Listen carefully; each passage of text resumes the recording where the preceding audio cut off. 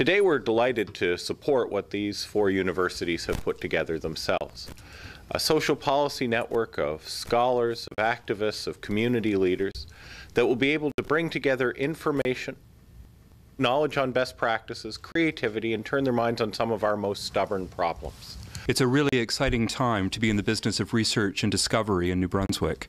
The Social Policy Research Network is poised to provide an immense benefit to our universities, our policymakers, and our communities. Plusieurs parties prenantes, donc plusieurs partenaires, à la fois des universités, le secteur privé, le gouvernement, ce qui fait que c'est une initiative très néo-brunswickoise comme type de partenariat.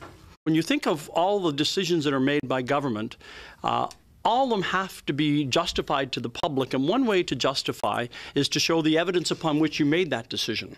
It's a model for a new way of allowing our faculty expertise to be made available to the communities around us. It will inform broadly based citizen engagement. Hopefully it'll begin to change the culture. Rather than protesting, people will start to ask, where's the evidence? Collecting the data and making these important advances is one thing, but getting it into the hands of decision makers who can use it to benefit us all is a real challenge. Une de nos plus importantes ressources dans une nouvelle économie est notre capacité comme une société de trouver les solutions innovatrices et créatives pour les problèmes sociaux en notre société. There's an awful lot more talent available to the public policy exercise than is currently being employed. Citizens working together with government, business, non-profit sectors can begin to find solutions to stubborn social problems. C'est que ça nous permet de comprendre les mécanismes sociaux qui sont à la base de la plupart de nos problèmes ou de nos défis de société. Well, I certainly support wholeheartedly the initiative to bring the network together. I think as we go forward as governments, we need to find better ways to make the Legislative Assembly, the government process, work more effectively for our citizens. This research network is going to be an opportunity to look at the fundamental challenges that are faced in making changes in the lives of so many people in the province. It's really about not necessarily always reinventing the wheel, but let's get the people together. Let's develop partnerships. We need to strengthen the public sector. We need to strengthen our nonprofit sector. We have so much intelligence and energy and capacity in our universities. I think the importance is the capacity that it brings to the research file. And you know, we often lament the size of New Brunswick and say we're only the size of Ottawa. Well, this is one of those occasions where I think it can actually work to our advantage. When you've got 4 universities, multiple campuses, a fragile nonprofit sector that wants to develop some capacity and some research strength. So I think it's that collaboration and that ability to work together and to use people up the hill, as I call the university folks, and marry them with the ones on the street. I'm optimistic that some good things can happen.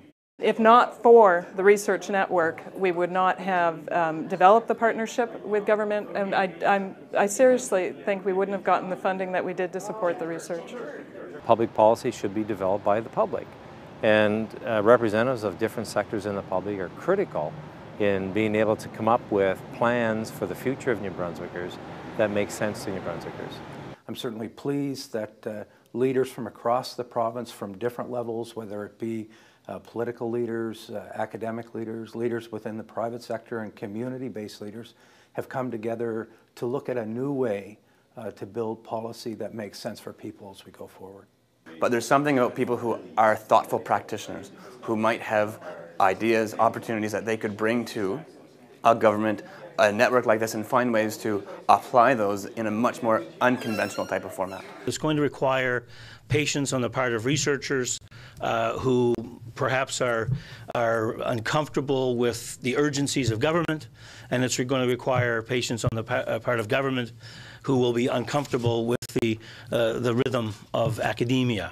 Our job will be to make sure that those minor inconveniences don't in fact get in the way of the kind of success that we anticipate. Ils sont un peu comme des poissons hors de l'eau ou comme des adolescents qui vont à une danse le samedi soir. C'est-à-dire qu'ils sortent de leur zone de confort et avec ce réseau, on a maintenant un mécanisme qui va nous aider à tisser des liens plus étroits avec l'État, avec les partis politiques, avec les groupes communautaires. It will forge closer links between our university and surrounding communities by providing a central network to which chambers of commerce, business councils, nonprofit agencies, and other community-based organizations can turn for their own research needs as they strive to become increasingly progressive, productive, and relevant.